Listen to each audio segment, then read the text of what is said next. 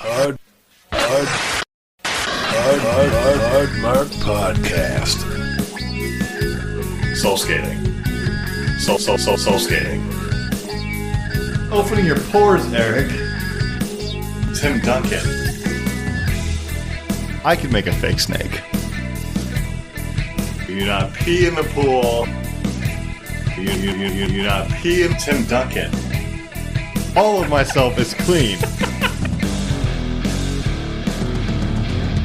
Hey everybody, welcome to the Hard Mark Podcast, a show where I, Erik Donaldson, wrestling fan over 30 years, introduce one match per episode to my co-host, Ryan Murphy, who has never watched wrestling. We talk about the backstory, we watch the match, Ryan attempts to predict the winner, and then we rank that match on our ever-growing list. The purpose of this show is twofold. First, to see what happens when someone who's never watched wrestling is introduced to its most notable matches. And secondly, as a window into the mind of my co-host, he is the man of 1,000 compliments, the soul skater, the maitre d' of Matt Drama, the Tampa Bay topsider, the living painting, the talent, the pariah of porcupines, flying Ryan Murphy. How are you doing today, Ryan? I'm pretty good. Good. I'm glad. Good, yeah. I'm glad to see you fresh-faced. We were talking about what a nice day it was. Yeah, it's great. You've broken free of the shackles of polite society. Feels so much better. I bet you do. Better, yeah. I bet you do. Yeah. So the porcupine thing. Mm-hmm. Do you remember that conversation last time? Yeah. Okay. So as I was listening back to that discussion, and for anyone who missed it, I was right.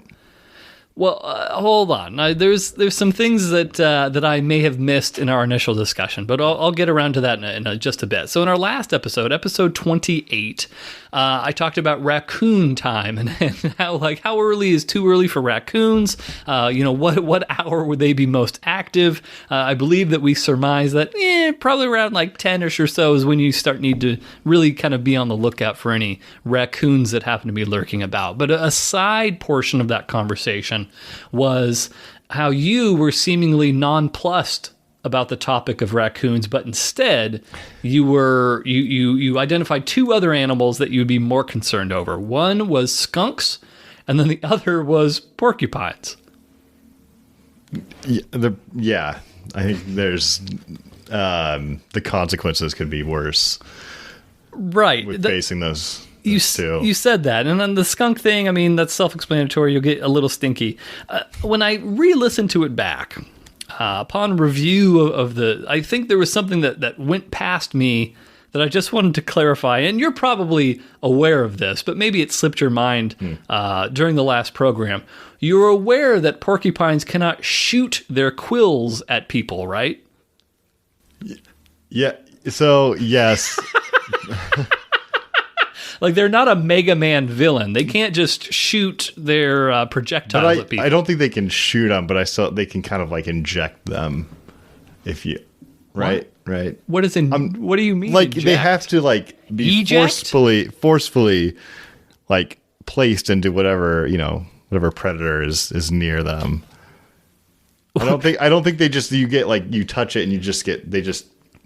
They have some way of dislodging the quill so that the quill will stick in your hand as opposed to staying attached to the porcupine. That's what I'm saying. Right. But that also means that unless you charged at the porcupine, you would probably not be in any danger. Right. Which is... but that's the same thing with like bees. I mean, except like they're not going to just they don't necessarily go after you unless you threaten them in like a certain fashion. Okay, I don't like bees, for the record. I'm an anti-bee guy. I've been stung several times, and I'm not a huge bee fan. Yeah. Anything with needles on it, I'm not a huge fan of. But porcupines, I would at least give a healthy birth to, and I think I'd be okay. Like I wouldn't be. Yeah, I don't think they shoot at you. Like that'd be a fucking dangerous animal. Like that would. Well, it sounded like that's why you were somewhat apprehensive about the porcupine before. But it sounds like that's not it. Maybe just a little bit of miscommunication last time. I've just seen like the end result, not in person, just on like movies and stuff. If you were going to tell me that like a porcupine got you in the eye one time. No, but you see it and then you have to like pull them out, you pry them out of your skin. It just looks dramatic. Like it looks sure. kind of, I mean, I've seen like dogs with it like in their snout. like that sort of thing. Yeah, Right. Sure. Homeward Bound. God, there it is again. That's right. That did happen in Homeward Bound, didn't it? Yeah, it did. Okay. Okay. Here, in my mind, here are the top either 3 to 5. We'll see how many I can come up with. Top 3 to 5 Ryan Murphy movies. Okay, in no particular order.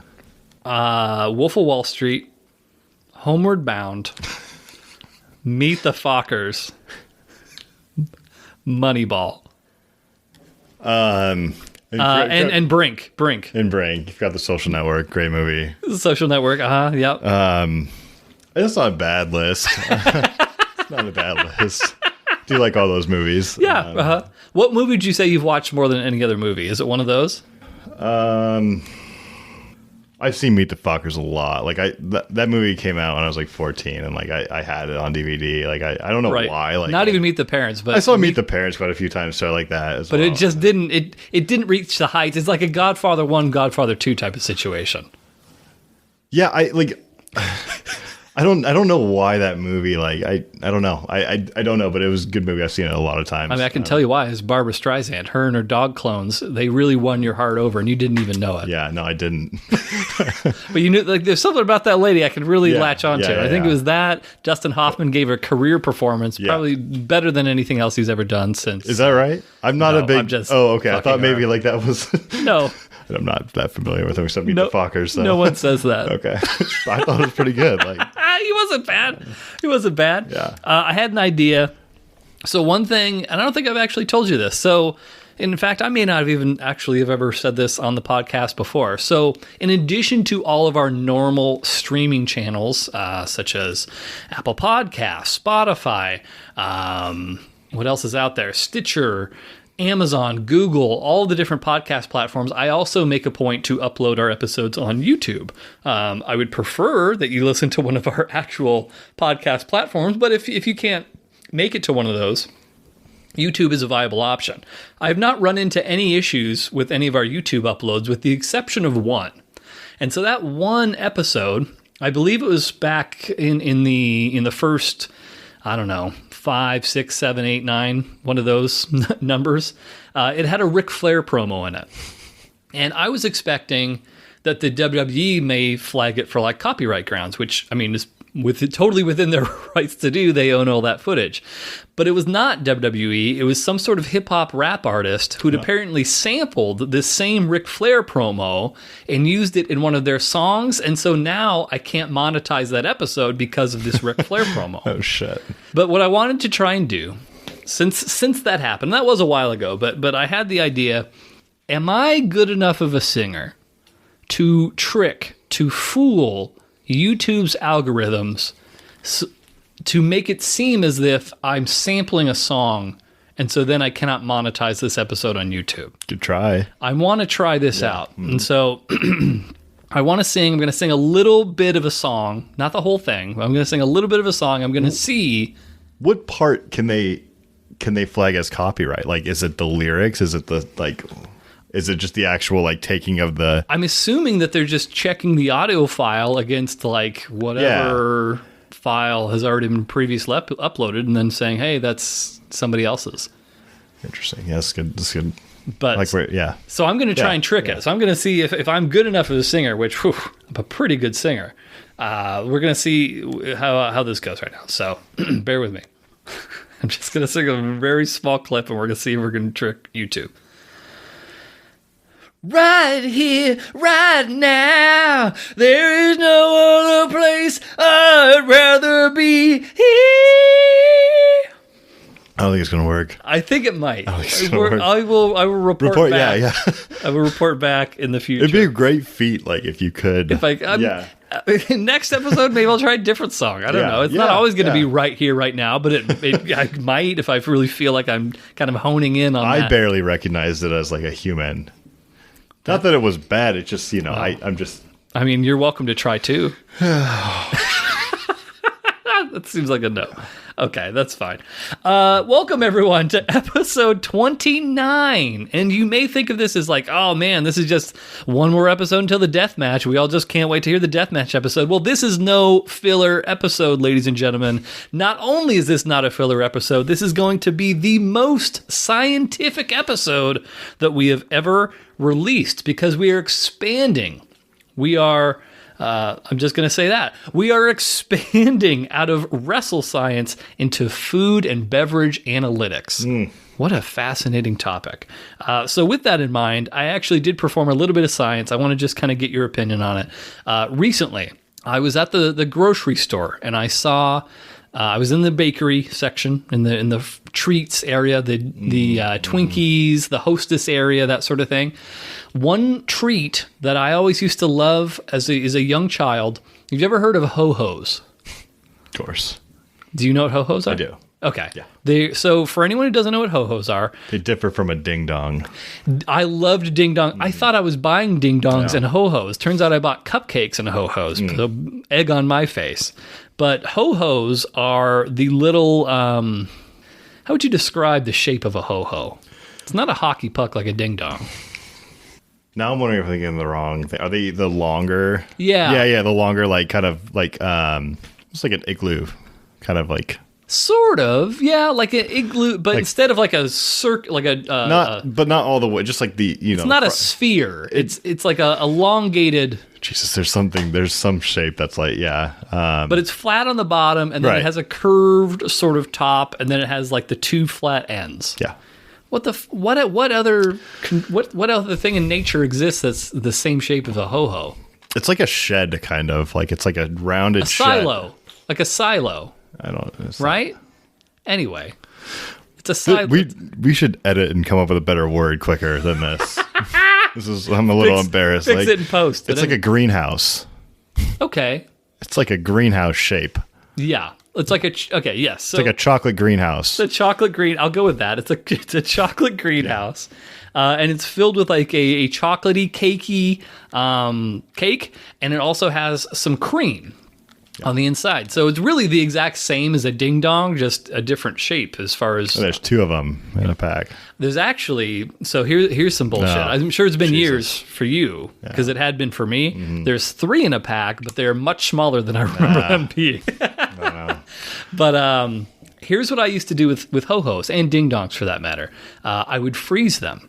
Yeah. You were on that same boat? Yep.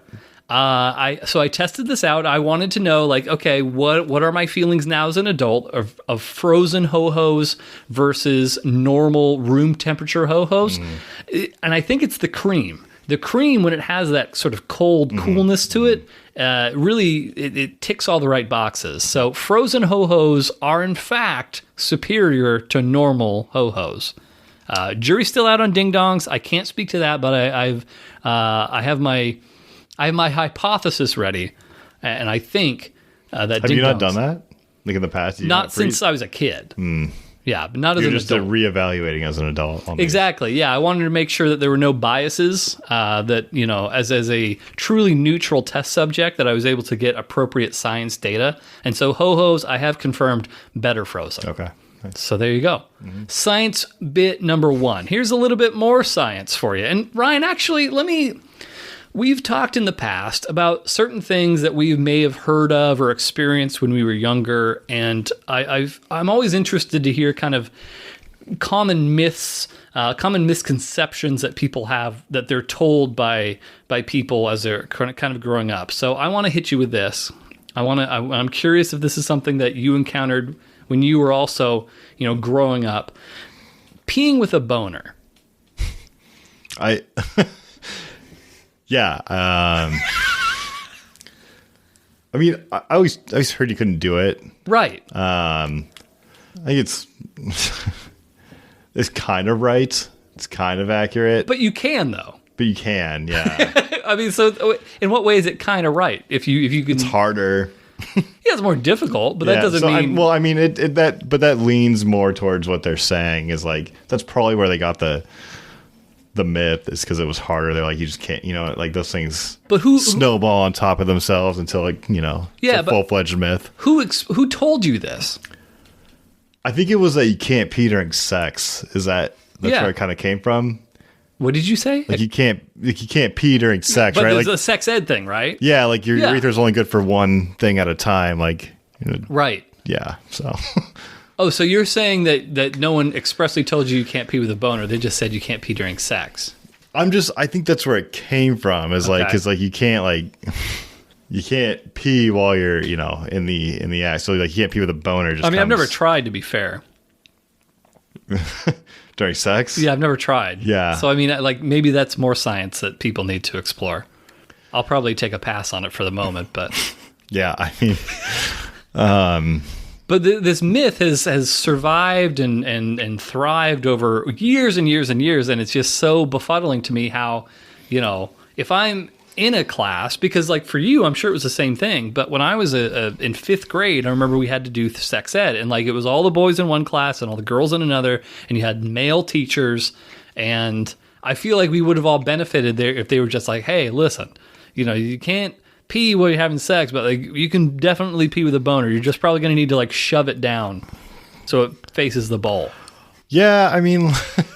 Like, these are important things that they're I don't think there's any reason to pee with a boner. Like, I think you just kind of wait it out. Like, what do you mean? You don't wake up in the morning, you're just like, huh? Yeah, but you still kind of have to, like, wait that out. Like, by the time you get up and get to the bathroom and, like... You don't have to. Yeah, but it's, like, more... shove it down. Yeah, you have to do... There's extra steps you have to take, like... Like shoving it. Like shoving it, yeah. Yeah. But yeah, that's... Maybe stand up on your tippy toes. I don't know. Or if you choose to sit, which that can get a little dicey, I guess you got to kind of lean forward a little bit on the bowl. Yeah. No, I've heard that, though. Speaking of teachers misleading me, I'm just getting all my grievances, all my science-related grievances out now. So we got ho-hos, better frozen, boners, you can pee with them. Third item, something else that I was told by a teacher when I was a little bit younger. I want to get your opinion on it. Phil Collins, In the Air Tonight. I think it's a Genesis song. Have you ever heard this song before? Yeah, I recall the name and the song. So Mike Tyson sang it in the Hangover movie, the original Hangover movie. Like, do-do-do-do-do-do-do-do. I can feel it come. We're going to get another YouTube algorithm. I can feel it coming in the air tonight. Yeah. Hold on. Yeah. Did anyone give you a story for like what that song was about? No, I never really looked into it. I remember very vividly there was a teacher in 7th grade, and he like made us all shut the fuck up, and he put this song on in music class, and he made us all just listen to it. So we're sitting there for like 3.5, 4 minutes, the length of the song, all just listening to Phil Collins just singing his little heart out. Mm-hmm. And after the song ends, he looks at each and every one of us. He's like, that song was written about a woman who was drowning. And he was a little kid, and he's watching this woman drown, and he tried to get this man's attention, and the man just went over and he called the police rather than saving the woman herself, and guess what? The woman drowned. And so then, years later, Phil Collins wrote this song, and he got that guy, got him a front row ticket, and he sang that song right at that guy. Oh, shit. Yeah. That was all bullshit, though. Oh. It wasn't even the real fucking story. My 7th grade fucking teacher, Mr. Bradley, if you're out there, Mr. Bradley, you need to fucking fact check and verify shit before you're just spouting out nonsense. Why do you think he told you that? Do you think he was just, like, he thought that was what it actually was? I think that he thought it. Yeah. I mean, this was... How old was he? Oh gosh, he probably... It's always a hard question. Like you would have been in 7th grade. How old is this person? Probably like mid to late 30s, maybe early 40s at the time. So he would have like absolutely been... Yeah. He would have been the prime Ryan of the 80s, just, doing all the coke and enjoying, living it up. Yeah. Enjoying his best years. And just getting into those like backstories behind songs. Like that sounds like a late 30s, like early 40s. Right. Like, I'm going to be a music teacher and I'm going to change the world. Exactly. I'm going to teach some fucking kids. Like, these kids are going to learn how to play the oboe better than anybody. And people, I mean, that's... like honestly, like if I heard that right now, if you just told, I'd probably believe it. I'd be like, oh shit, like. Oh, we absolutely bought it. Yeah, so that's probably let a bunch of 7th graders go. Like, it's gonna spread for a long time. I mean, I would appreciate it more if he knew that the whole thing was bullshit the whole time. And then he's just like that he may be like that would have been better. Yeah. I would have appreciated that. Do you have any comparable things similar to that? Maybe where you can recall teachers that you had growing up where there was just misinformation or just wacky teacher stories?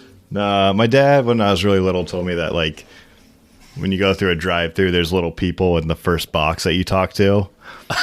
And I believe that for a long time. Yeah, like, sure. There's just little people in there that work. That was. Why would my dad lie to me? Yeah, no.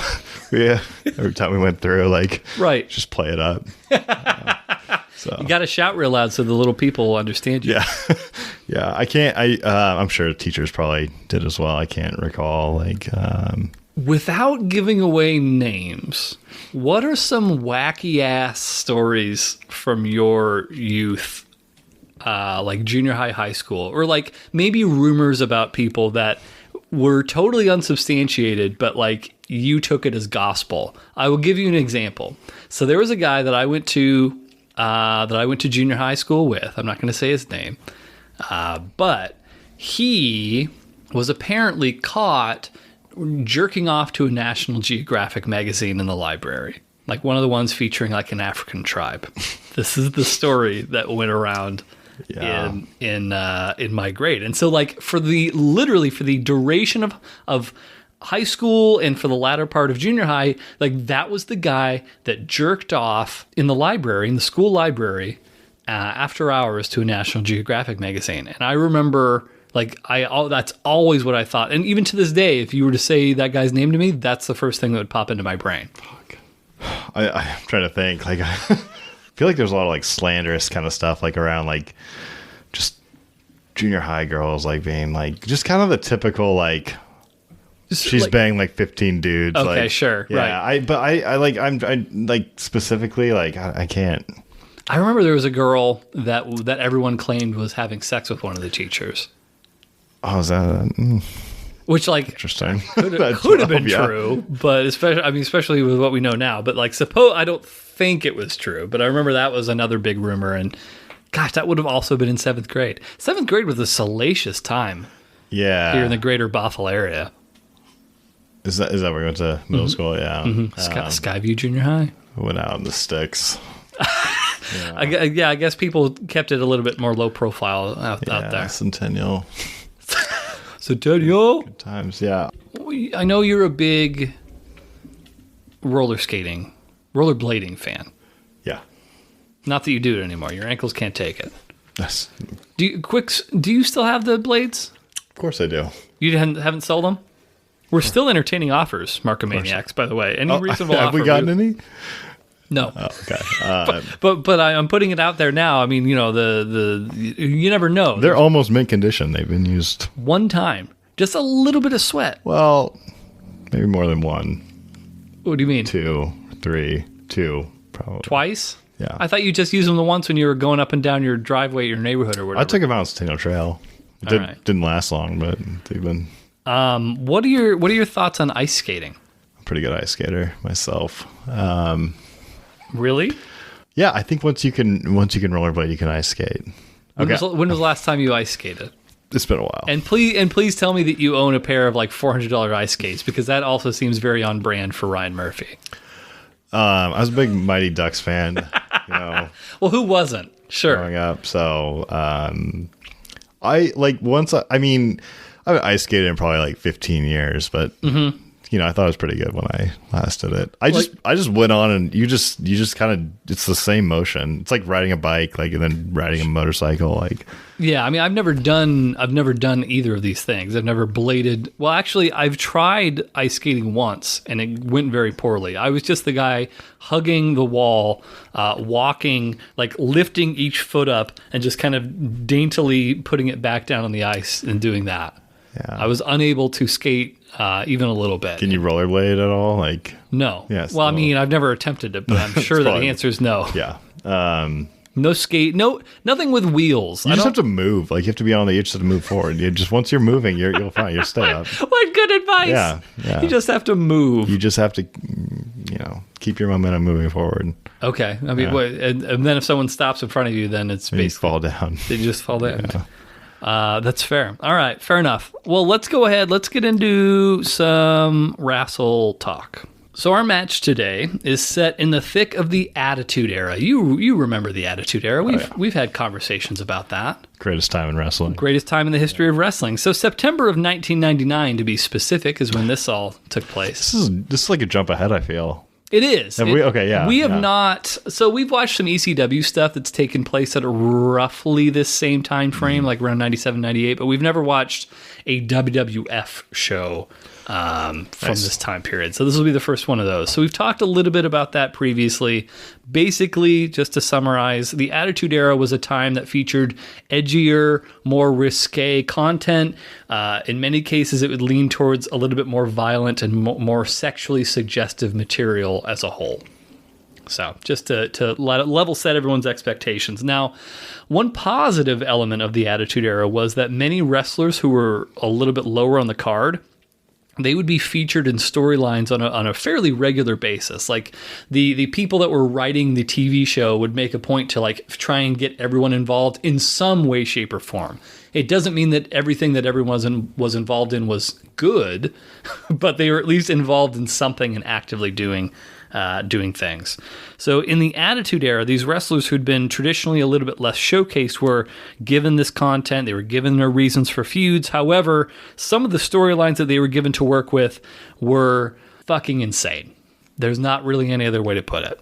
So enter, with that in mind, the Kennel from Hell, which is the match that we are going to be watching here today. We selected this last week.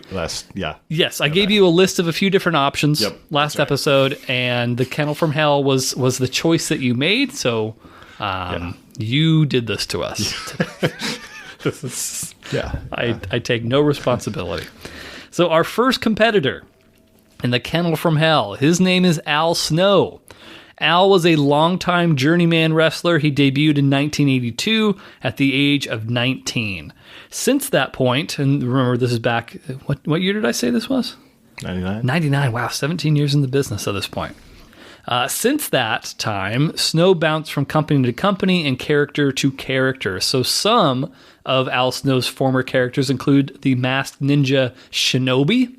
He also played a character named Avatar that would come to the ring without a mask, and then he would put the mask on when he started wrestling. I don't know what the point of any of that would be. And then finally, he also played a character named Leif Cassidy, which is a reference to 1970s teen heartthrobs Leif Garrett and David Cassidy. Unsurprisingly, none of these characters managed to garner much of a following.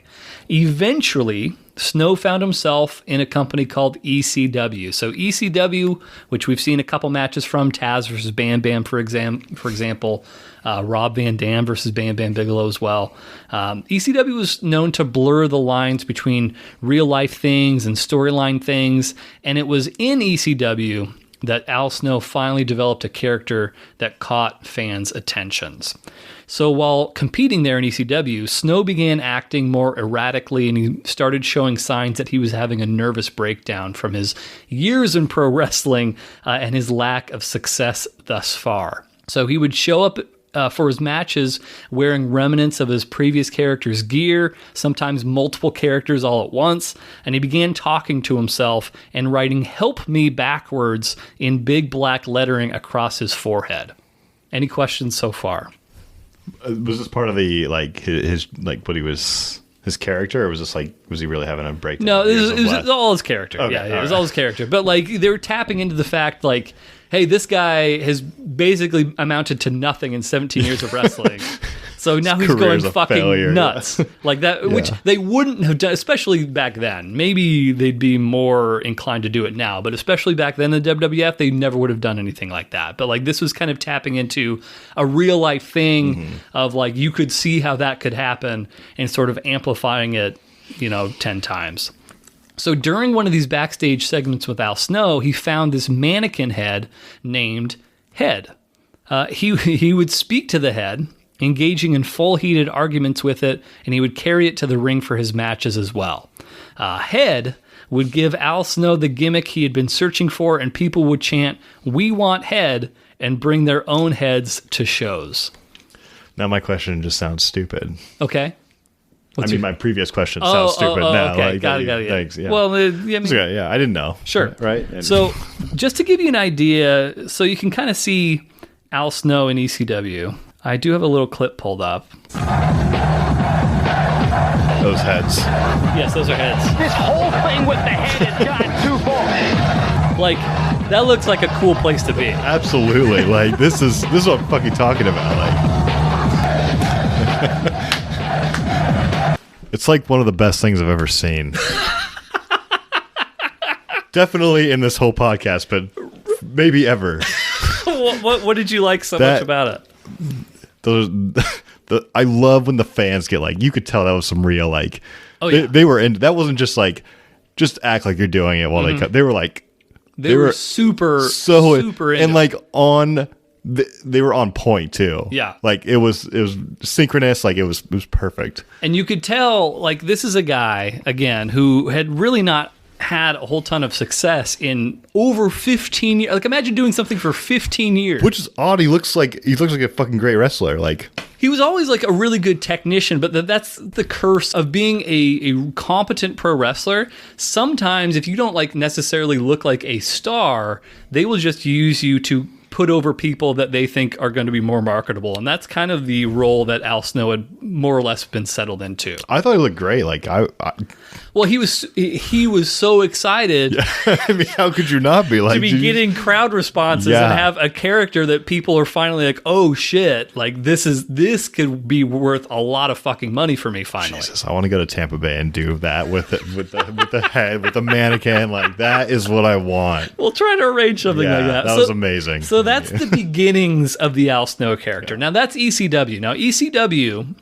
had a lot of strengths, it had a lot of faults, but like the one thing that they were great at was capitalizing on these guys and like making sure that their strengths were highlighted above all else. And so like that was them taking this guy that nobody knew what to do with and like finally turning it into something marketable.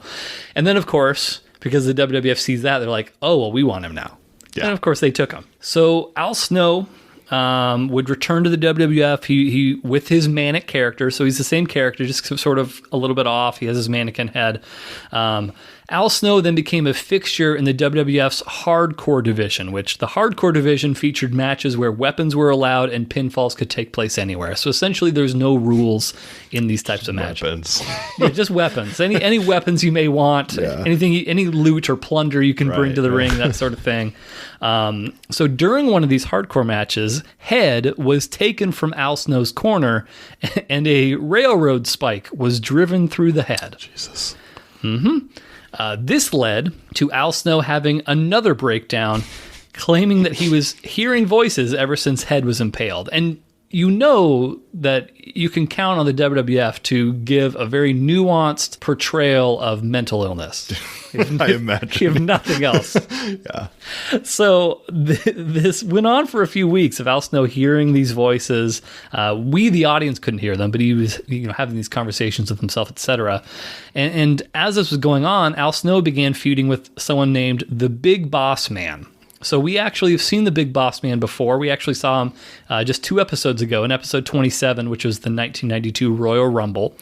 However, the Big Boss Man of that era was a beloved good guy representing law, order, and justice. I remember you got a little bit of a chuckle at his love of law and order. The Big Boss Man of 1999 has become evil and corrupted. He is often torturing others for his own personal enjoyment. And with that in mind, I'm actually going to show you maybe one of the most notable Big Boss Man clips of all time. So this is going to be a little video that takes place at the funeral. This is not real. This is all in storyline. But the funeral, yeah, believe it. I know you've been thrown off by this before. We've seen a couple funerals so far, I think so. We've seen several weddings and a funeral. Yeah. So this is the funeral for a wrestler's father. That they happened to be filming. Mm-hmm. And I'll just leave you with that.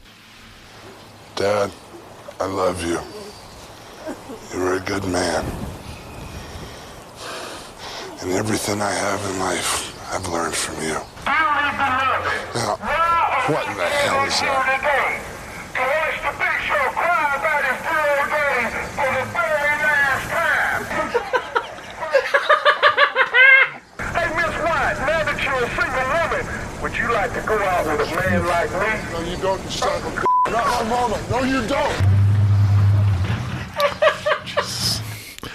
Where was this stuff kind of like aired back in '99? Like USA Network. Like pre-match.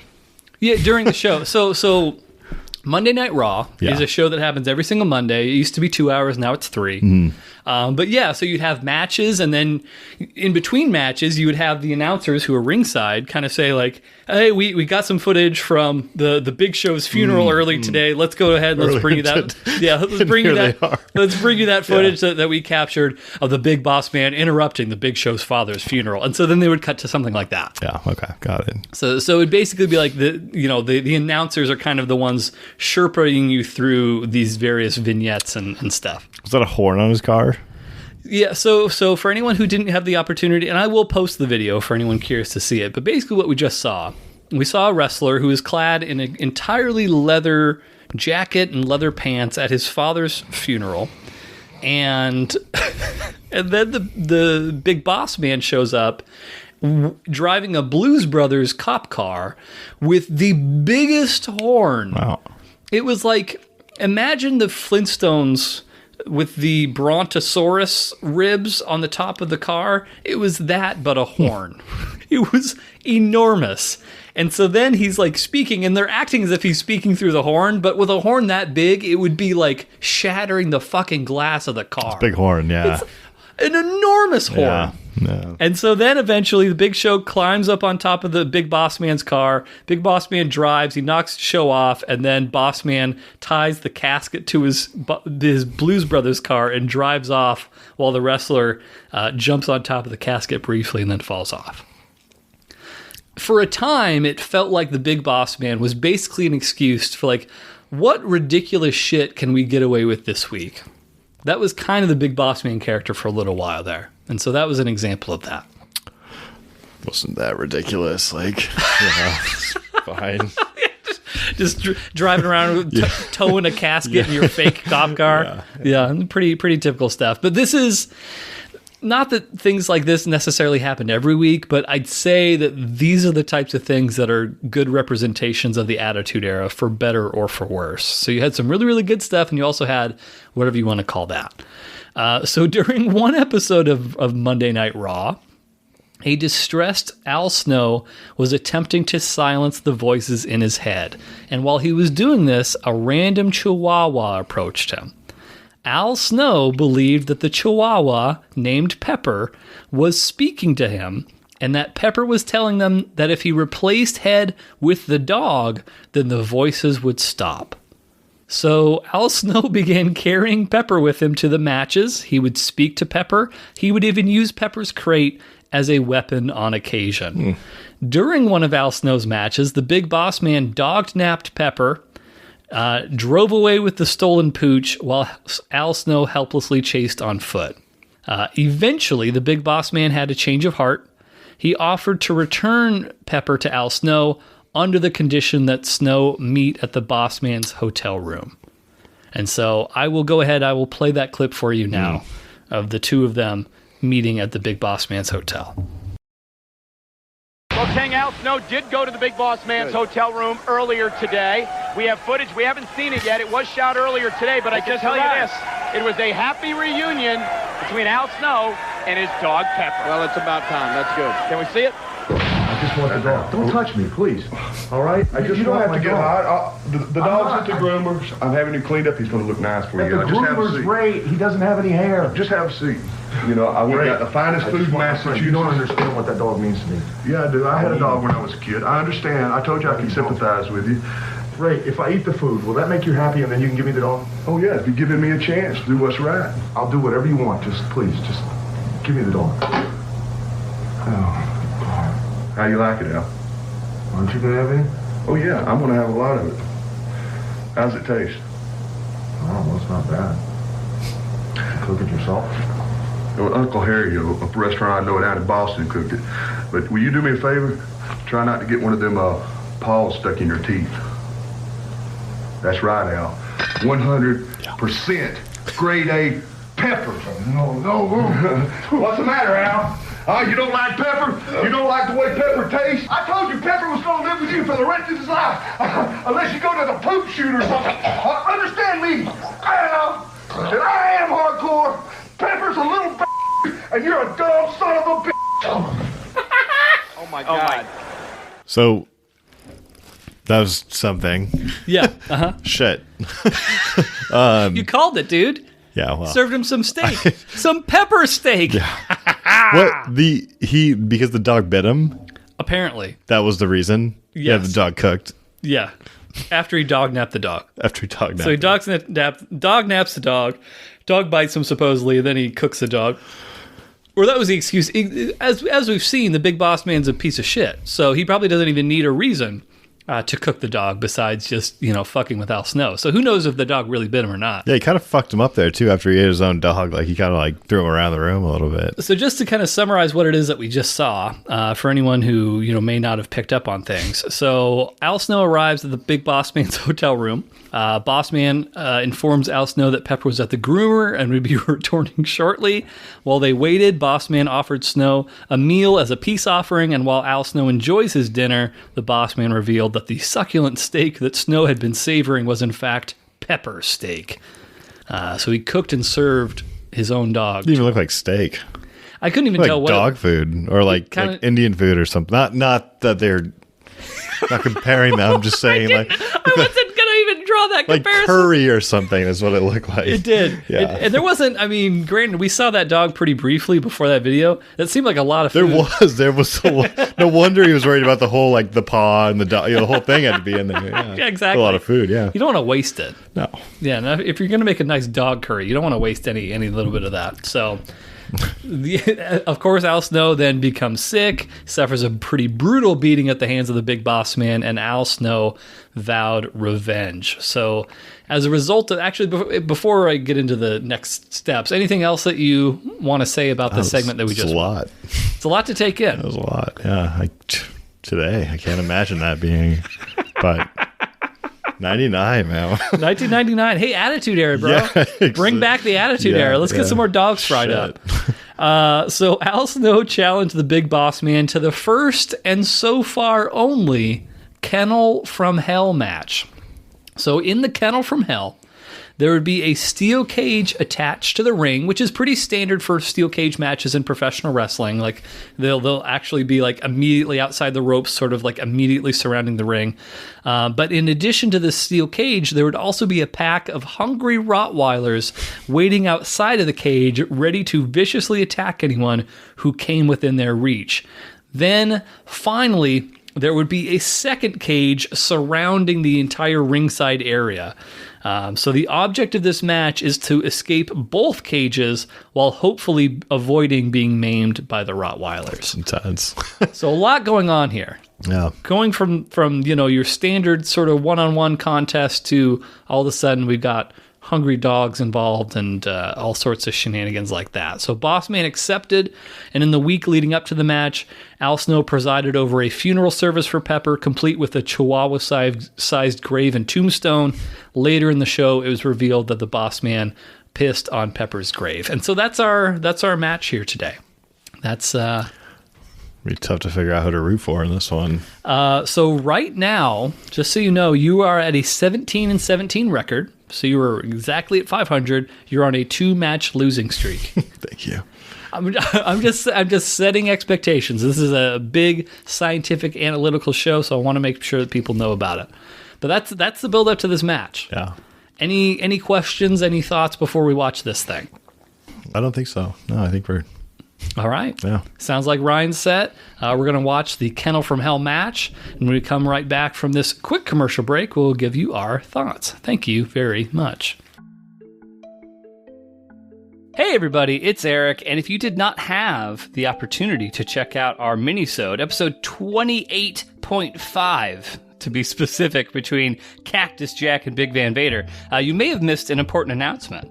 That big important announcement is there is now officially Hard Mark merchandise. We're talking t-shirts, we're talking mugs, we're talking leggings. There's a bunch of other things that escape my memory. So if you are looking to help support the Hard Mark podcast, that would be one way that you can do so. Another way that you could do so, maybe your closet is a little full these days. Maybe you consider yourself to be a fashionista, which I do think that the Hard Mark paraphernalia would complement your garb very, very, very well. Don't get me wrong. But maybe that's not up your alley. Maybe your mug collection is a little full at the moment. Did you know, as a matter of fact, you can also buy us a coffee? Buy Me a Coffee operates as a bit of a tip jar type of situation, helps you support the show, and don't you know it, we love our listeners, and we love when you show us love, so consider picking up a Hard Mark t-shirt, checking out our Buy Me a Coffee. The link for both of those can be found on our link tree, and you can find our link tree linked through all of our social media channels, so check it out. I think that you will be very enticed by what you find there. I also wanted to let everybody know that I recently guested on Charade Inc. This is a true crime conspiracies. They talk about politics, corruption, all the things that are so salacious out there in the world today. I was featured on an episode dedicated to the wildest conspiracies in wrestling history. So we talked about all the deepest, darkest corners. We shined a light on all the things that Vince McMahon up in Titan Tower doesn't want you to know about. So check it out. You can find a link on our Instagram page. Check it out. It is on YouTube. You get to see my bright and shining face. Not quite as shiny as I am right now at this moment because I am sweating very, very profusely. But check it out. Charade Inc. on YouTube. Again, it is linked through our Instagram page. And also, take a peek through the link tree. See if there's any Hard Mark merch or Buy Me a Coffee that you'd be interested in helping to support the show. I appreciate it. Ryan is just over the moon with appreciation. Just trust me, you don't have to hear him say it, but you can see it in his eyes. It's crazy. But let's get back to the episode. Thanks very much, everybody. As if two cages are not bad enough, in just moments, a wild, sadistic pack of trained Rottweilers will be led down to the ring. Well, you see Bossman tried to find a way into the cage because of this right here. Here they come. A trained pack of wild dogs. But you know what? These dogs don't know right from wrong. They didn't go to school. They didn't attend any type of obedience classes. If Al Snow is in harm's way, those dogs could very easily bite. Wait a minute. I believe one of the dogs has just relieved himself on the way inside. Yes, indeed. One of the dogs scenting. Actual spraying in there. Marking his territory, Mick. Oh, Al Snow digging that post, that barbed wire post into the skull of Bossman. He's fighting back for everyone who's ever been put down. Al Snow striking a blow for anybody who's ever accidentally eaten their dog for dinner. Al Snow is a man possessed. And now Al Snow is attempting to try to find a way outside the door. But Bossman, I think, has found the best path. And that's freeing himself from the hole. Wait a minute. Snow is out! Snow is out! There's your winner. There's your winner. Al Snow has done it. The face of a winner and the face of a loser there on the Big Boss Man. All right, we're back. We just watched Big Boss Man versus Al Snow in a Kennel from Hell, and Ryan predicted accurately. He did guess that early. Didn't guess early. Yeah, early. It wasn't guess. Yeah, you're right. Yeah, you made an educated, informed decision based on science that Al Snow was going to win the match, and guess what? Al Snow won that match, so that puts you at an 18-17 record. That breaks your 2-match losing streak. You're back in the winners column, my friend. How's it feel? I mean, I expected to be here. It feels like a locker room interview after like a playoff game, but with absolutely no stakes whatsoever. So that's good. Yeah. Let's go to the notes. So we started with the Big Boss Man interview. He threatened to shove a nightstick up the interviewer's ass. So there's that. Looked like a huge dildo too, just like the way he had it like propped up. You couldn't really see that he was holding like a nightstick, like a security guard. Or you mentioned that, yeah. And now that I think back to it, the nightstick was ridged in a dildo-like fashion. Big black dildo, like is what it looked like. So. Big black dildo. Just one of the things I took away. It had dildo riches. You're right. I didn't even pick up on that. Then you had Al Snow interview. Boss Man is a fat son of a bitch was the main takeaway from that. Al Snow enters with his shitty hardcore title. Did you actually look at the belt that he was carrying? So the hardcore title was it was meant to look broken and shitty. So it was similar to the title belt that I have in Hedonism 4 right now, but it was, imagine most of the pieces broken off of it. So it was mainly just leather with some duct tape and a few pieces of gold remnants. So that's duct tape. There's actual duct tape on the hardcore title. I wonder if I can pull, let me just really quickly, I'll pull up, because this was a match for the hardcore title. I think what with the pepper scenario, that sort of it took a backseat to that, but let's see if I can pull up a picture of the hardcore title for you. I feel like I should have a belt with like a little duct tape on it, like calling matches. Like, I mean, you got to get a little over the 500 mark for that, I think. But a duct tape belt? Yeah. Okay. Well, it's not a duct tape belt. The belt with duct tape on it. So there you go. See? Like across, is that where the writing is? That piece of duct tape? Yeah. It's not like duct tape together. No. Well, I mean, some of it kind of is actually.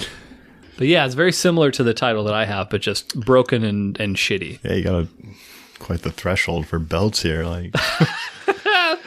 But so he's got the shitty, and you commented how weird Al Snow's entrance was. I think both of them were pretty weird, but yeah, they were just like nonchalant, like it was no big deal. They kind of just walked in. Yeah, not a whole lot of pomp and circumstance. In particular, the Boss Man's entrance, he was basically just waiting for them to finish assembling the cage, so it was just very anticlimactic. That part was fucking awesome. Like the cage drop, and maybe they do this every year, but like that was really nice. Every time lights. So for this match, as we talked about before we watched, but there's basically two cages in place. There's the cage immediately surrounding the ring. That's traditionally referred to as like the steel cage.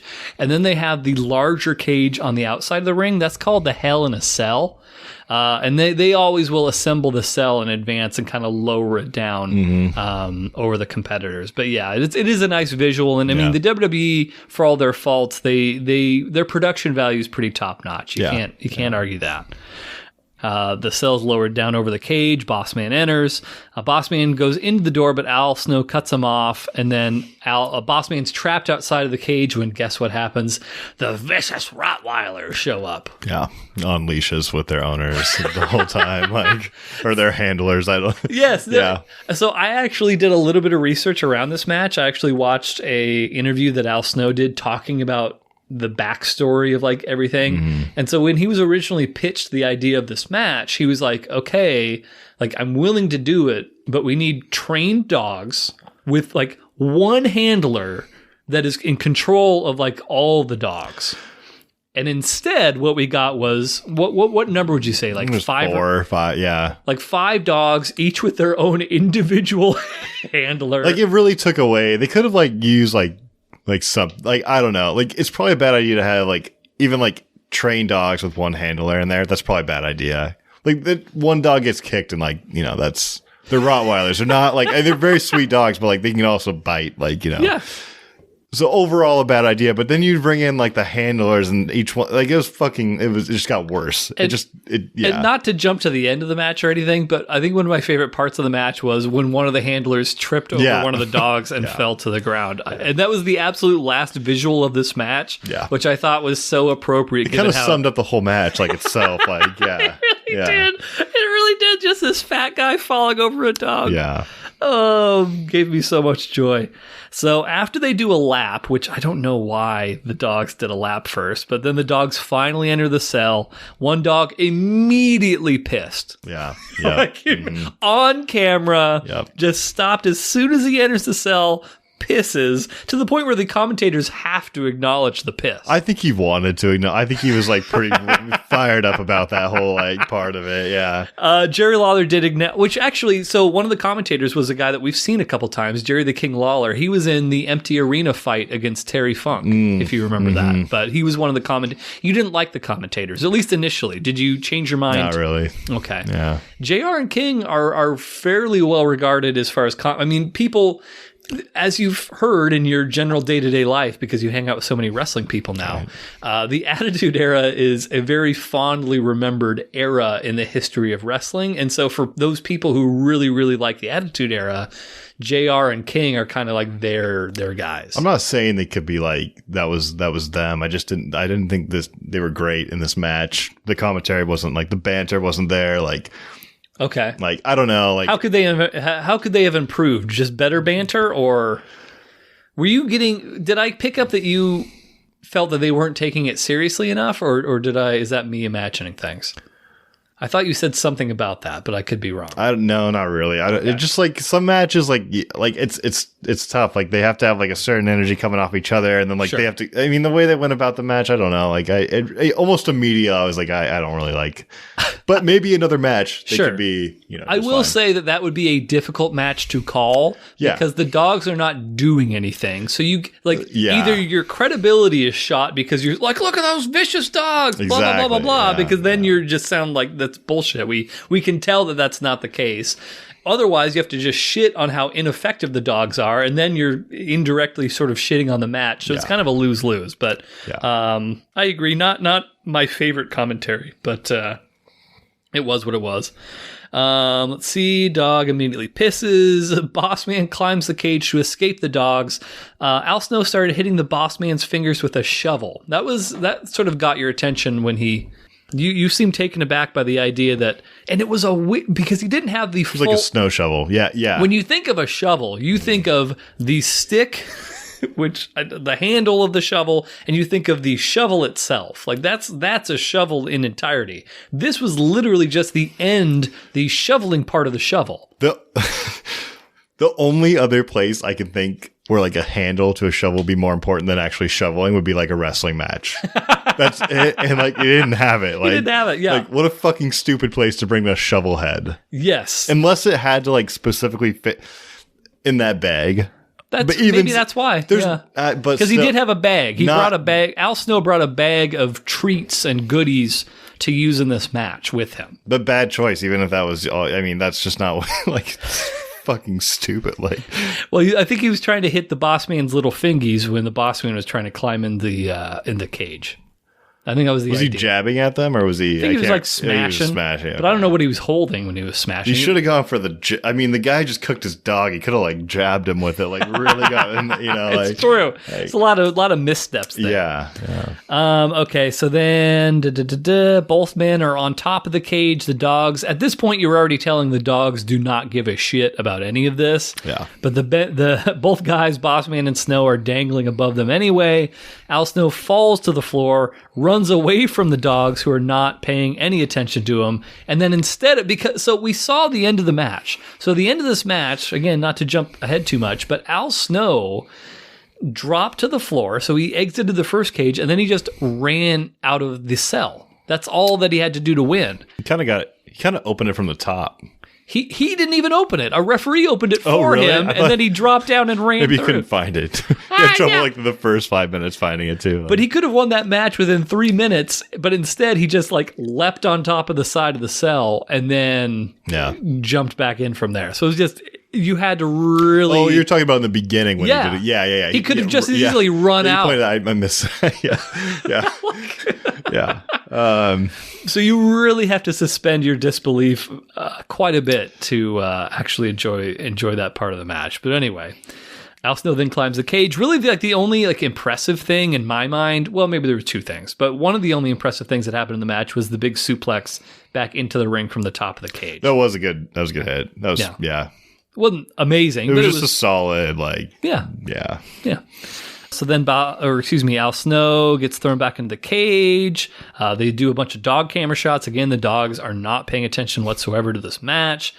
There was a bunch of hits to the face using these dinky-ass sticks that kept breaking. And so you saw Al Snow started bleeding, which I'm sure he bladed himself. Yeah, I mean, none of these were, like, impressive hits. Like, and then the cookie sheet to the head, which, for whatever reason, and I've never quite understood why, in these WWF hardcore matches, they used cookie sheets all the time. That was probably the most common weapon used throughout 1998, 1999 in these WWF hardcore matches were these fucking dollar store cookie sheets. I kind of like, for some reason, I just get it. Like, it just, like, I don't know what it is about it, but like as a kid, like a cookie sheet, like, you know, you make a lot of cookies, but like it could also be like a little bit of a, like if you saw your WWE heroes like using it as a weapon, that might be like a game changer, you know? Right, yeah. I'm sure that's what they were going for, is entice children to use this on all of your friends. Yeah. Please try this at home, children. Trying to get it. Yeah. Hit all your, preferably straight out of the oven. If you can just take a cookie sheet right out of the oven and then just hit your friend right in the forehead, that would be great for us. Then the thing that you oddly latched onto the most was Boss Man and his use of pliers / wire cutters. I don't know why you're surprised by that. He like tried to grab his ear with the pliers and like rip it off. Uh-huh. What, didn't we make a big deal out of like Mike Tyson like biting an ear off? This guy brings fucking pliers to the match, and he's we? like, "Who's every that? If you don't know boxing, yes, you know that like that happened. Now that was actually happened. But like he fucking like to be like that was the thing you noticed the most is I think a little bit unfair. How the fuck do you not like? He tried to rip his ear off with pliers. Yeah, but you don't see. It's out of a horror movie. You don't see him do it. Come on, Eric. You could see Mike Tyson bite Evander Holyfield's ear off. Yeah, but I would rather get my ear bitten off than fucking take some pliers and try to like pry it off, like rip it out of my skull. Like, I don't know about that. I think that's a bad choice. Well, you could rip your whole like ear out of your face. Yeah, with pliers. Yeah, exactly. If someone bites it, you're just gonna take that portion off. I don't know. There's a lot of people with bacteria in their mouth. I'm not so sure. I guess. But anyway, are you really not sure? Are you really not sure? You're asking me to pick whether I would get my ear plied or my ear bitten? Yes. Fuck. I guess I have to say bitten. Yeah, right. I guess I have to say. I mean, you argued me down. I can't. I don't have a leg to stand on here. Right. So then we have the introduction to the cocaine. Was that you said it was not? It was not. It's powder. Just powder. Powder has been used for forever in professional cocaine would have been better. Like it would have. I mean, it doesn't necessarily mean it wasn't cocaine, but they always just call it powder. Yeah, okay. It's always just powder. You could, in your own headcanon, you can call it cocaine, but yes, basically, Boss Man had some powder in his pocket. He pulls it out, and then Al Snow used the powder. He hit Boss Man's hand, so it went towards his own face. Bummer. Powdered himself in the eye. Now the Boss Man starts bleeding after he gets hit with a dinky ass stick. Boss Man gets thrown into the cage. Al Snow started loosening one of the ring ropes, but then that went nowhere. So he tried doing that for like 10 seconds, and then there was no payoff to that at all whatsoever. So I'm not sure what he was trying to do there. When I was a lifeguard, I used to have used pliers, like undo the lap lanes. What is that? What is a lap lane? Like when you're... Like the ropes between lanes? Yeah. Oh, okay. Yeah, it was last time so it just reminded me of that a little bit. You redid your kitchen. You didn't use pliers at any point for your kitchen remodel? I mean, I wasn't loosening ropes in the kitchen. And just to clarify on this, when you were a lifeguard, you were a lifeguard in an indoor pool. I mean, that's not relevant to the... But you were, though. Technically, yes. Okay, technically there was Got it. So when Ryan was an indoor pool lifeguard, he undid those ropes with a pair of pliers. Just so we're all clear on that fact. Yeah. Al Snow starts sticking oh my gosh, this part. Al Snow sticks the big Boss Man's hand out of the cage, and he starts yelling at the dogs, "Get him! Sick him!" And again, the dogs are too busy like humping each other and sniffing each other's butts to pay any attention to the Boss Man and his beautiful meaty hand. Then Boss Man grabs the shovel. I remember we actually rewound this bit just to kind of rewatch it. So I think that shovel was actually a fairly legit shovel. And I think that's why Boss Man delivered, and we talked about this, but I think Boss Man delivered such a half-ass shot because he knew, like, this could really fuck this guy up if I hit him at full power. So I'm just going to go, like, 40%. Like, I mean, yeah. The second one, there was definitely a sound. Yeah. Mm-hmm. Which makes me think it was... There was a sound on the first one, too. Yeah. There was a sound on the first one. And I noticed one other thing. After he did that, the crowd started booing.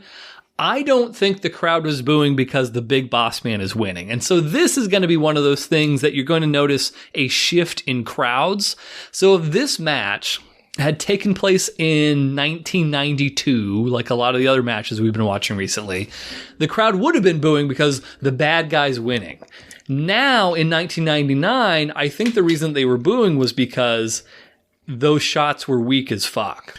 What? Yeah. I think he basically just did a little dinky tap, and then they were like, boo, really hit him. That's where you started to kind of see more of that. I kind of like that. I kind of like that about wrestling fans, and I respect that, like, that way of thinking about it. But to go back on it, I did not like the whole fan interaction at all in this match. It was fucking lackluster as fuck. Like, it was very bad. But you're right. I do respect that about some real fucking shit. Like, sure. Well, who takes blame in this scenario? So we did see, as we saw in the ECW, like Al Snow was over as fuck in ECW. People couldn't get enough Al Snow. Not the case now in the WWF, as you can see in 1999. Who's to blame for the lack of crowd response? Is it the fans' fault in this case, or were the guys not bringing it? In your opinion, I don't know. Like, it's probably just how you sell the match, right? Like, if the backstory's there, like, you would think the crowd would get into that story and be like, fuck. Everyone would be like, fuck this guy. Like, we are going to get riled up for the, and just like that, because that could just bring the rest of the match. You just need a little crowd power in there. And that could, but it didn't happen. It was stale as fuck. That it was very poor. So the thing, just thinking back to because in 1999, I would have been, I think I was 16 at the time this match actually, and I did not see it live. I was not intrigued enough to. Where was it live? Was it? Where? Yeah. It wasn't like Madison Square Garden or no. Okay, No. It's from Charlotte. Oh, so nice place to watch a match. The Queen City. Yeah. But yeah, so what point was I making? Oh yeah. So you saw the build up to this match. You can't assume that wrestling is its own unique breed. If you go too far in a completely nuts direction, you cannot have a guarantee that people are going to follow you and be totally on board with this. I think there is a level of this is too ridiculous for us to really take seriously in this case, where you are going to lose the interaction of the people. And I think that is what happened in this scenario, was they went too far for people to actually have an emotional investment. I get that. I think it's a good, that's a fair point. Sure. I do just like in anything, like a good crowd interaction. There's nothing like a good crowd interaction. I agree. When they get swept, and that's on the WWE for not bringing them in somehow. If they couldn't get them with the backstory, they got to get them somewhere else. And you did know, and one of the first things you said as we were watching it was how slow paced the match was. It was very slow paced. Yeah. Even if the like you said, even if the backstory is maybe a little bit lacking or maybe a little overblown in some cases, that doesn't mean that you can't win them back. Right, get them involved. Match. Yeah, but it started so slow. Kind of finished slow. The whole thing was slow. And in the middle was slow. Yeah. And the end was slow. And they just never really won people over at any point. So then to kind of end things out, Al Snow gets handcuffed into the corner of the ring. Boss Man starts gloating while Al Snow struggles with the turnbuckle. Boss Man starts climbing the cage. Al Snow somehow breaks the handcuffs, shakes the cage that Boss Man is standing on top of, and then Big Boss Man crotches himself on the ropes himself. And then I have a note here. I'm just going to read it verbatim the way I have it written. Al Snow gives Big Boss Man head. Did I say that? I said that in my notes. But you were actually clamoring. You were like, we need to get the head in here. Yeah. And then just maybe a minute later, the head emerges. The head did The head got the biggest reaction from the crowd of that whole match. It did, but I was expecting, because of what we had saw before this, everyone bust out their head and just goes fucking nuts. That didn't happen, but it did not. No, that's okay. It was good. I like that part of the match. Probably the most exciting part of the match. Then he clobbers him with the head, and that basically led to Al Snow climbing out of the cage, drops down to the floor, and walks out the door. Which, of course, leads to the question of why didn't he do that 10 minutes ago? Nobody knows. So then the dogs go after each other. There's puddles of dog pee all around ringside. The Boss Man sneaks away without the dogs actually doing anything. And he runs. It was more. He was running a little bit. He was it's a jog. But he was like, I gotta get away. I need to get out of here. Yeah. And then, of course, as we noted, the dogs all start chasing the boss man with their handlers, of course, and one of the handlers trips and falls over the dog. And that is the Kennel from Hell match. Yeah. So there we go. So from last week, Cactus Jack versus Sting was ranked number 7, so just something to keep in mind. But I'm sure that this match is not going to be anywhere near there. No, I'm thinking like... This has got to be, I mean... It's got to be down towards the bottom. Yeah, it's somewhere 20 to 25. How many matches do we have on there right now? Isn't it like almost 30? Fuck, we have like 33. So there might be a little bit. Wow, more. you're putting it. Okay, I was going to say. I was thinking we had 30. So it could be like 23 to 28, I guess. Because I kind of like the match. I don't know why. I have no idea. Like why. the intro, like not the introduction of the wrestlers, but I love the cage dropping down. That brings me back. There's some nostalgia with that right there. That literally all it takes is the cage being slowly descended while the music, the dung dung dung dung dung dung dung music. Like that's all it takes for these matches to get bumped up another 5 spots. I mean, and you got the lights. You know, there's a lot going on. I'm impressed by it. Okay. Can I see? So, what range are you talking here? You're talking 23 to 28. Yeah, I'd probably put it somewhere in the. You're looking right around the Hulks. You're splitting up. Is that what you call that section? I mean, that is. I mean, right now, Hulk versus Macho is 24, and you have like there's a Hulk and Flair section down towards the bottom, and you are right down there in the smack dab in the middle of the Hulk Flair section. I'll let you look at it one more time. I was just kind of curious. I think I'm trying to just think of a number here. Like, well, don't just think of a number. We're comparison. It's a comparison between matches. I mean, but like, there's a fucking Hulk section right here. There is a Hulk section, a Hulk and a Flair. Very clear, Macho, Undertaker, and Andre. There's a couple of Flairs sprinkled in there, but Flair, it's mainly Hulk. Oh man, what do you know? What number are you thinking initially? And then I'll try and help guide 27 is what I'm thinking. Like. God, there's a lot of Hulk matches like down here. Yeah, you have a preference. What's number 20? Where are you putting this in between? What 2 matches are you going to nestle this? Are you thinking right now? Hulk versus Andre was 27. 28 was Hulk versus Warrior. Okay, so you're thinking about putting this between Hulk, Andre, and Hulk Warrior?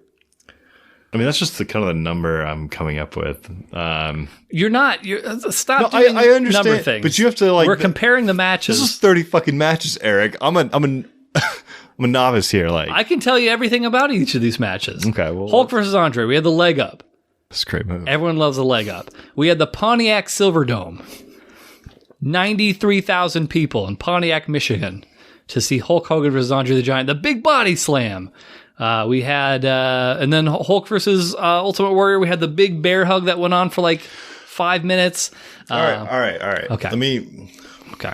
I'm trying now to think if there's more like redeeming qualities to this match, and I'm like why didn't I hate some matches? I just hate going into it. Like I just know I hate them, and like why wasn't this one of them? Because it had a cage and music. It did have a cage. Like I did like the cage. That's not a reason to put it like super high though. I don't think so. But that has nothing to do with the match itself. Like if I just fast forwarded and just hit play once everything was down. It was not a good match. Like it was not a good match. Like if I just fast forwarded like 4 minutes and everything was in place and it was just the boss man entering, there would be nothing redeeming about this match to you apparently. You're right. That's a fair point. Okay. That is true, and I agree with that. How about yeah, let's go 29. It'll be below Hulk versus Warrior. Okay, so this is underneath Hulk versus... Stop doing that. Just because I'm not using this whiteboard anymore. Knock it off. Okay, so this is Hulk versus Warrior, underneath Hulk versus Warrior. Okay. You know, I was really hoping this was going to be the new number last. I really was. I don't want it to be last. I feel like it should be so in the 20s. But it's not good. It's not a good match. It is generally considered to be one of the worst matches of all time. Yeah, it's not good. Up there with Jenna and Sharmell. Oddly enough, Steiners versus Harlem Heat is not really in that conversation at all, but it somehow scientifically apparently made its way to the bottom on our list right now. I don't know how I did it. Like, there was something so intriguing about this match. I don't know if it's the way you sold it, but like, there's something about this match that like kept me into it. But there is a match that I know for a fact you will rank at the bottom, but I don't want to subject either of us to it. But I know that I can get a bottom match if I. That just sounds like a bad match. If you don't want to subject either of us to it. I thought this was going to be the bottom, or at least in like serious contention. I thought you were going to be wrestling with that decision. For you, it was never. It's pretty far down, like. But it was never really in consideration for being the absolute worst. This one? Yeah. No. There's a match that I can think of because I think I've got a beat on what you. Okay. on what. You should find out if you have that beat on it, like, and just see, like. I don't want to do this. I don't want to do it to either of us. See if you've really got a thorough, if we do not have a new, if we don't have a new last place match by like, it sounds even ridiculous. If by episode 50 we don't have, I knew that was going to be a reaction. If we do not have a new last place match by episode 50, episode 51 will be the match that I'm thinking of. And I'm saying this out loud because Ryan's not going to remember any of this. So we will. True.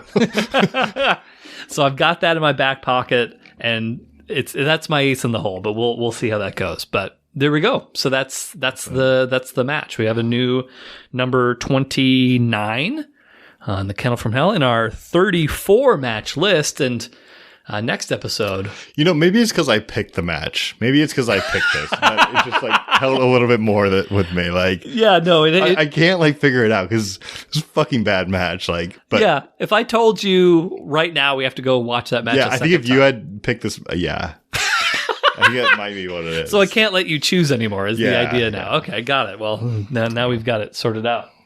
Okay, fair enough. Well, we've got the science. The science is that science is done. But I actually have, for everyone's favorite segment, much better than Ryan's Corner. Everyone, all the feedback I've gotten is saying, Eric's Wisdom Tree is just so good. And in fact, I'm going to try something, Ryan. Bear with me for just a moment. This is the production value that we got going into this thing these days. Are you ready? Yeah. Welcome, everyone, to Eric's Wisdom Tree. It's nice. That's very good. I like that. Yep.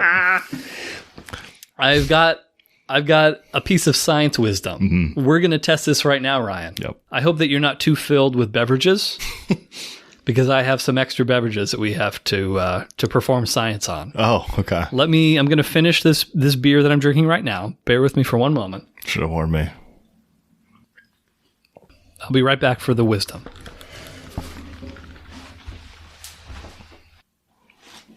You hiding it? Okay. All right. I'm back. And I have the things that I was talking about. So one thing that came up on a recent episode, I don't remember the exact number. I have to catch my breath because I sprinted a little bit to go get these things. So one thing that came up recently was the fact that I've never actually drank root beer. So what I have is 2 root beers. What kind do you have? So I have Dad's old-fashioned root beer. It's caffeine-free. I don't know if root beer is always caffeine-free or not. I also... Root beer is caffeine-free. Well, there you go. Then it's just so you know. True to form. Yeah. And this other one is the original Bulldog Unleash the Taste original handcrafted root beer. Dad's is a good choice you went with. I'm a little surprised you didn't go with like A&W or something. Yeah. I saw these and I'm like, it's fine. It's fine. Don't worry about it. Well, we're gonna do the science. So you're an experienced root beerman. Absolutely. I have never had root beer before. I can't. I know. In America. How's it possible? Like, how's it possible anywhere? But like, why would it's a staple here? I always drank Coke. Why would I ever choose root beer over Coke? Doesn't make sense. Or Sprite.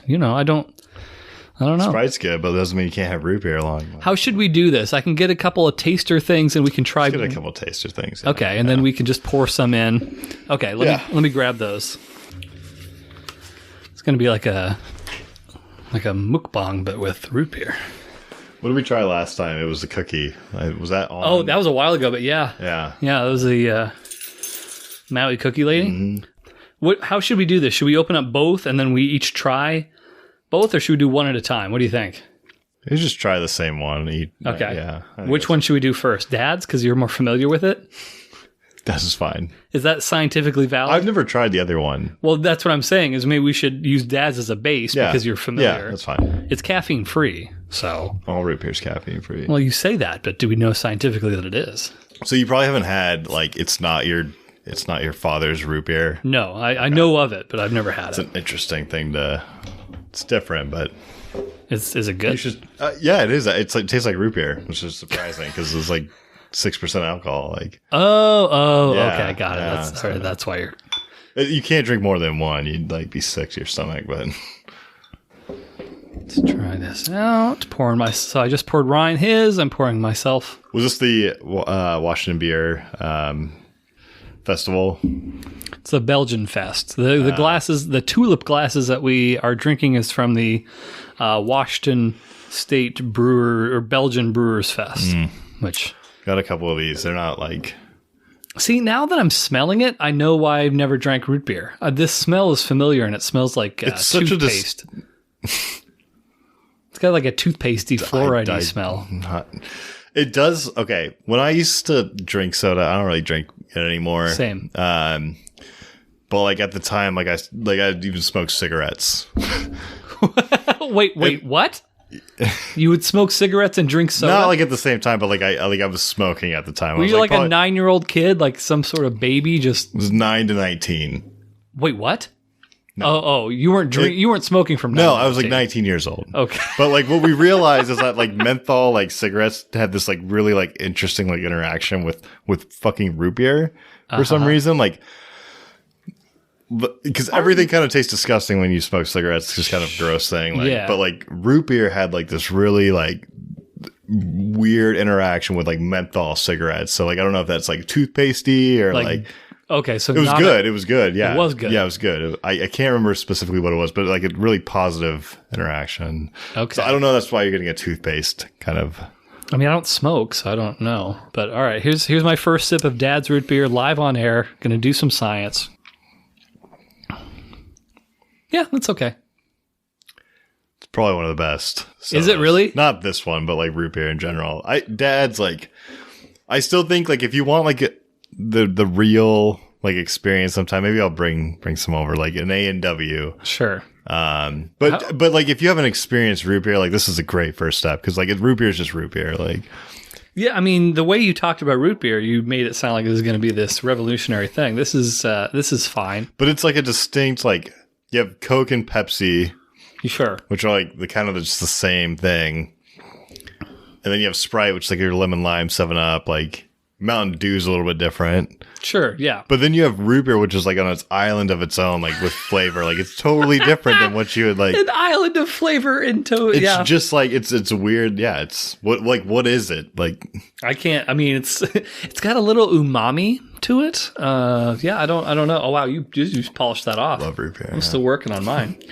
Well, I mean, there's plenty more if you need it. And it also like you could taste this and you can sip it, but it really goes good like in a glass with ice. Like with some like a burger or pizza. Okay. Like interesting. Like as a refreshing. This is, I mean, not to say it's warm. It's not. It's yeah. It was straight from refrigerator. For the record. But you throw some ice on this. Yeah, I can't. The thing that keeps throwing me off is the smell of it. Every time I'm like bringing it to my lips, I keep smelling toothpaste, like Crest. I can't shake the Crest. I'm just wondering if it's that menthol thing. Like, I don't know. Like, quit implying that I'm a smoker. I'm not. Menthol is like a mint.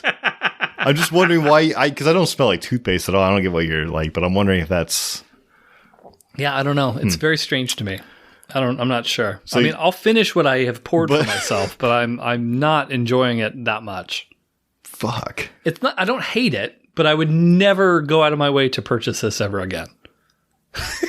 I'm like, that's fine. Like, I'm not like that shocked by that. Like, I know some people don't like root beer, but like for you to have gone as long as you have in life without trying root beer, like living in America the whole time, like, quit mentioning America as part of this. I don't appreciate. It's a fucking staple of this country. The connotation. It's not. It is. No, it's not. Bargs, Coca-Cola. No, fuck. Is a staple. I don't like Coke. I don't like Coke. What? I don't know. I don't really like Pepsi. I don't really like Pepsi either. I'm not like fan of one or the other. I just don't really like the cola like flavor. I like Sprite. Like I like that. Yeah. Mountain Dew is my good one. Yeah, you're a Mountain Dew Code Red guy. Yeah, we've established that. Yeah.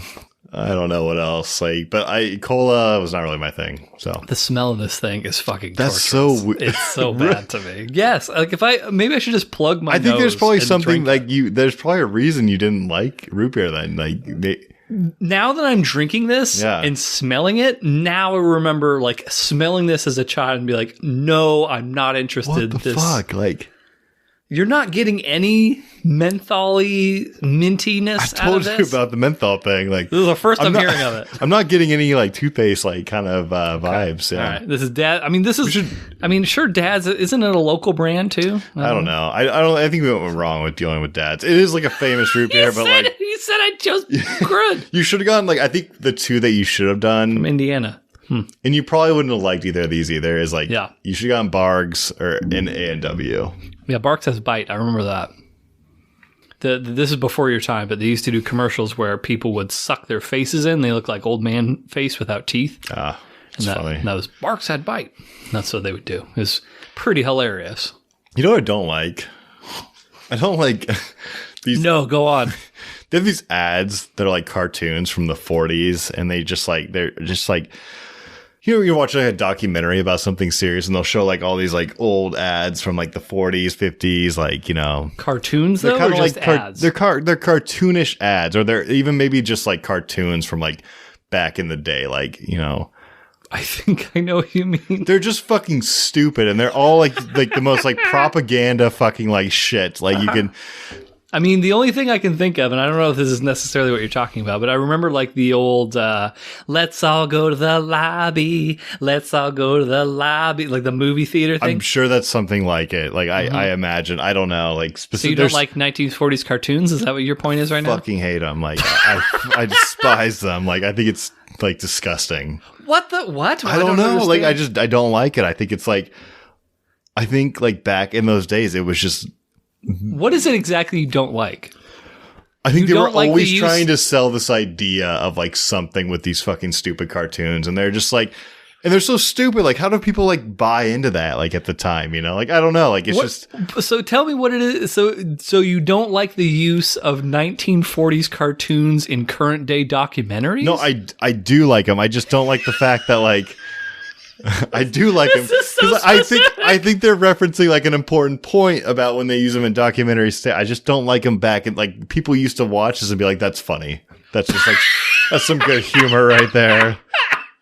What are you talking about? What do you give me an example? You talking Looney Tunes? Not Looney Tunes. That was more like probably 80s, 90s. Like no. But they like came to. I mean, when I think of Looney Tunes, I think of like Space Jam, and I know it's referencing a cartoon before this, but like, I'm talking about like I don't have a good example. Like, I'm gonna need a good example here. Like Flintstone-ish type of cartoons, but like even further back from the 40s or 50s when they were like. I'm gonna say okay. Well, we can maybe go back to this, but I'm going to send you some stuff, and I'm going to show you what I don't like. And it just when you talked about like the Bargs root beer like commercial, like it reminded me of that. That wasn't a cartoon though, for the record. That was like a old man with no teeth. Oh god damn it! I totally fucked that up. Sorry, that might have been funny. Like I thought it was a cartoon, and like no, it wasn't. It was just an old man with no teeth. That's all. I will bring one to the table that I don't like. And, please, I have no idea what you're referencing right now. This is so. Because you don't know those like very common very old cartoons. Like they're just like. And they're all gimmicky, and they're all like, you know, like they were advertisements. They're advertisements. Some were just. That's how they made cartoons back in the day. But they're all like the humor in them is so fucking ridiculous. For the record, there were other cartoons that were not advertisement cartoons, Ryan, back in the 40s and 50s that you're talking about. Mickey Mouse existed back then. Looney Tunes existed back then. Those were very prominent cartoons. When did Looney Tunes? Was that 40s, 50s? Definitely, yes. Okay. Yeah, they were like World War II cartoons. I also, as a kid, didn't really like cartoons in general. So completely unsurprising. Cartoon Network, but it's specifically like the older ones are very frustrating. There's that word again, frustrating. I'm just so you know, for next episode, little teaser. Yeah. I've started creating a Ryan Murphy dictionary. I will begin telling people about some of the entries in the Ryan Murphy dictionary with their Ryan Murphy definitions next episode. Good. I'll have to add frustrating to the list because that is one of the common Ryan Murphy words. Is it just words that I say like repeatedly? Like it's words that you use on the program, and my interpretation of their meaning to you in your mind. Okay. Yeah. Yeah. It'll be interesting to listen to. Should we open up? I think we should try this one. The Bulldog? Yeah. Okay. Yeah. I'm not sure it's going to impress you. Man. Well, I mean, it's artisan. It's an artisan beverage. So the other one was bottled in Mukilteo. Why did you go with these ones? They were just, I just saw them. And I was like, you know what? I've never had root beer. I've got At least you branched out a little bit. Like, no! Fuck.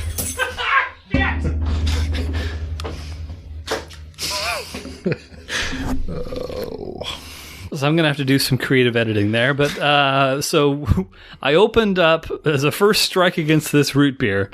Again, this is Bulldog brand root beer. Unleash the taste.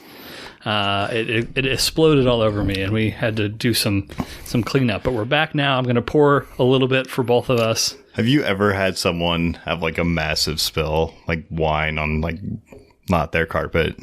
Like a dramatic, like, and like, oh my God, I'm so sorry. Like, oh, have I ever done that to somebody? Or like seen it, like at your house, like. Oh, I've seen it. Yeah, I've had it happen to me at my house. It's fucking traumatic. Like, I've never had it happen here in my home, but I have had it at like apartments that I've been before, and like it's hard. It's easier to just sort of dismiss and be like, not my fucking place. But yeah, once you're like a homeowner and you see that shit, then that is a little jarring in that moment. Yeah. All right, so I'm going to pour this. I think it smells better already. Maybe Dad was really like, not high quality stuff. I don't know. I mean, I'm trying to think where they serve Dads. I don't know. It's been a while since I've been in the root beer game. There you go. Well, we're getting back into it today. Again, the most scientific episode of Hard Mark yet. Bottoms up. This one's not as good. It's a little less minty smelling. It's got like a creamier. I think I like it better. No. No? It's not as root beerish. The science doesn't match up for you? Okay. All right. Noted. Some root beer does this. It's like, this is weird, like, I get why people would like it, but for me, I like a really straight, like, right to the point root beer. Bargs or A&W, I think, is my... Well, I mean, I think root beer floats are a thing. I know that you got poo-poo problems, so you probably steer clear of them. I love root beer floats. Do you? If I get the chance, like, I don't drink root beer or eat ice cream that often, but sure, together. But this seems like it would be a better complement to the ice cream. For some people. Not for me. Not for you. Okay. I like regular root beer. This is fine. It's just not. Okay. Yeah. So Dad's wins this contest in your eyes. I would choose Dad's. Yeah. Okay. Yeah. All right. Well, there we have it. And then my verdict to kind of finish out our little root beer taste test here. I'll probably go another 37 years without drinking anymore. But yeah. So there you have it. And that is Eric's wisdom tree.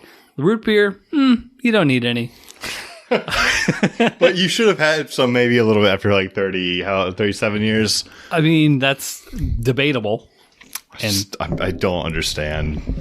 There's not much to understand besides... I don't get it. Like a passable beverage at best. Okay. And next episode 30, the Death March. The Death... Oh, we should have called it the Death March to the Death Match. Yeah. God damn it, I just thought of that. that would have been a good promotional tactic. Oh well, next time. So episode 30 coming next time. As promised, Ryan and I will drink a fair amount of beverages. Hopefully, I'm really hoping that we don't get so far drunk that it's like unlistenable. It's just drunk people yelling at each other. I want to get to like a nice, loose and conversational drunk. That's what I'm hoping for. Are you like tempering me already? Like no. I mean, I will rein you in if it becomes necessary, but you go as far down that path as necessary. Yeah. So okay. So deathmatch episode coming next time. That'll feature Cactus Jack versus Terry Funk and probably a couple of other highlights from elsewhere within the tournament to crown the king of the deathmatch. Ryan, anything else you want to impart to our listeners? That's it. That's the only thing. That's all you're going to get out of them. So no more. And to finish things out, everybody, if you're not hard, you should get hard. And once you get hard, you should stay hard. Take it sleazy, everybody. Ridged in a dildo-like fashion. Big black dildo.